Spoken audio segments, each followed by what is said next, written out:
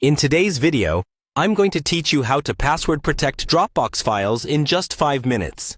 This is a super handy skill to have, especially if you're looking to add an extra layer of security to your confidential documents and files. Let's dive in and make sure your Dropbox is secure. First, to get started, open up Dropbox on your computer or your preferred device. It's important to ensure you're already logged in with your credentials, so you can seamlessly access and navigate your files. If you're using the Dropbox desktop application, locate the Dropbox icon in your system tray or taskbar and click on it to open. Alternatively, if you're using a web browser, simply navigate to the Dropbox website and sign in. Once you're inside, you're well on your way to setting up that added security. Now, the next step is selecting which folder you want to protect with a password. Find the folder by scrolling through your files or using the search function to speed up the process. Once you've located the folder, right-click on it. You'll see a menu pop up. Go ahead and hover over the Share option. Click on it, and then you'll want to create a link to this folder. This is an essential step because this link is what you'll be using to control access to the folder. With the link created, a window should open up providing you with some sharing options.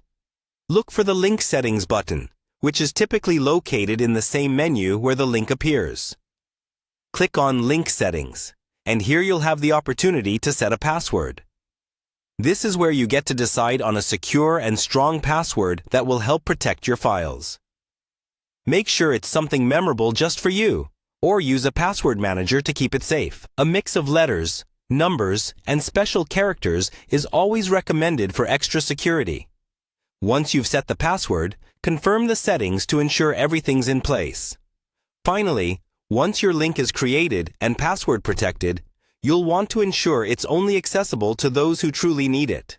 Share the link very selectively, only with people you want to access the folder.